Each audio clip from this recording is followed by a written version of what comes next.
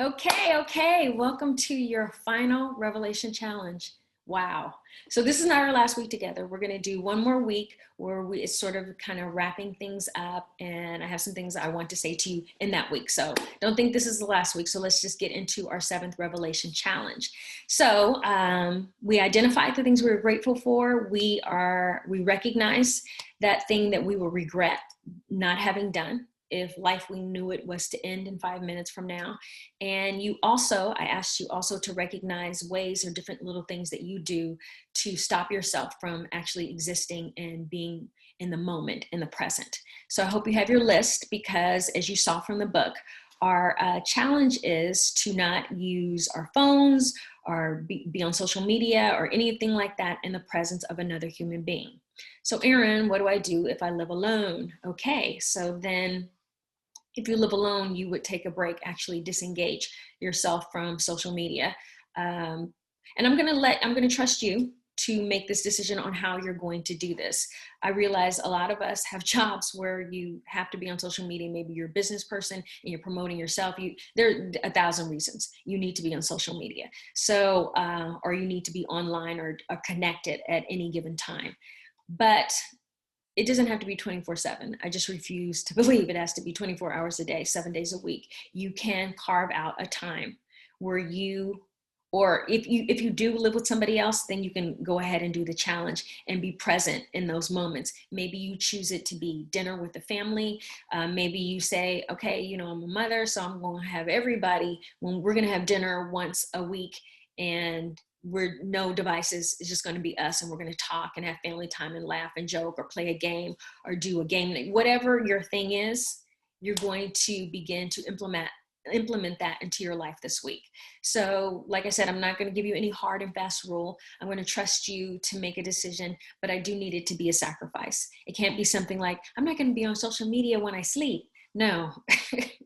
That's not the point. So you need to do it at a time. It's a sacrifice. And when you do it for a week, either you're doing it every day for a week or 2 times this week or whatever you're doing, or you're doing it exactly by the book whenever you're in the presence of another person. If you're around your kids, you're not on your phone, if you're around your husband, or if you're around your mother, or whoever your environment, your work environment, however you can implement it, you will implement it. Now, so yeah, that's what I want you to do. After you do it, next week, I want you to get on social media and come back and tell us about your experience, because I really want to hear how you went to the beach and left your phone in the car and just sat there and allowed yourself to just watch the ocean and the tide come in and out and just really focused. Some of you are like, I don't live at a beach, or there's no beach where I live. Maybe you went to the park. Wherever you went, maybe you went to a museum, maybe you read a book, and it had been so long since you just sat there and gave yourself half an hour or 40 minutes to read a book, a fiction story that took your mind someplace else. Wouldn't that be awesome? Reading again, whatever it is. Maybe you took a walk around the block. You said, you know what? Leaving the phone at the house. I know it feels scary, right? That's why you have to do it, because it does feel scary. It feels scary to go out without our phones, to actually walk around the block. What do we think we're going to miss if we just walk around the block without our phones? Life will continue to go on.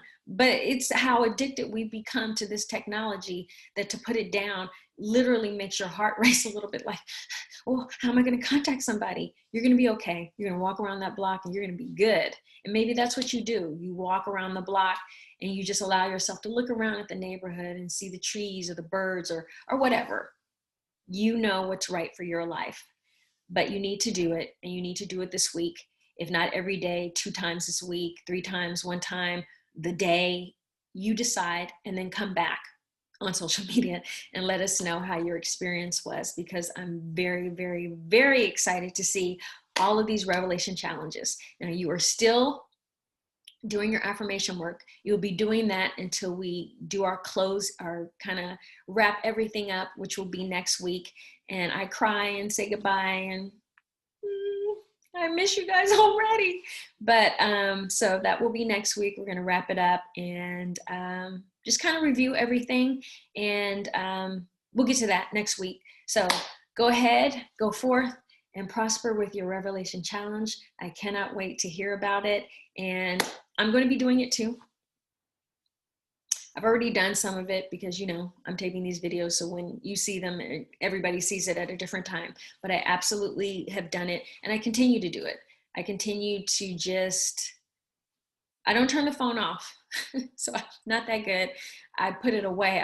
I turn the ringer off. I put it in a drawer because I want the messages that, you know, to see if I missed anything. So I guess maybe I need to get better about that, but I put it away and I make myself do an activity or spend some time away from it and just allow myself to be present or to, you know, just experience. The hardest one for me though, and I have to do better, and I force myself to do it, is being at a grocery store or CVS or standing in that line and not pulling out my phone. Ugh, it's so hard for me to be present in a line because I'm like, and then you pull out and then you're just looking and reading and you're on, you know, whatever. And so literally I force myself to sit, and I promise you, it's like pulling teeth. It's so painful because you don't want to be in a line. You don't want to be there. So it's like the perfect escape. And so it may seem like torture, but I don't want anything to have more power over me, that I cannot exist and be present in life without this thing that's been attached to our purses, to our hips, to our pockets, to whatever. I must master it. That's just in my DNA, where it's like, yeah, I feel like I'm a little addicted. As soon as I feel it too strong, it's like, oh yeah, this is, as soon as I get afraid of going out, like literally I'll get in my car. One time I did, I sorry, you know, I share stories that I can't remember what I've shared, that I was out and I realized I didn't have my phone and my heart was like, oh my God. And I was like, well, this is not good. This means I'm addicted to a piece of metal. So yeah, go ahead, get rid of that. See what that feels like to just experience taking the moment, even if it's a boring line at your local grocery store. Okay, I'll see you next week. Bye.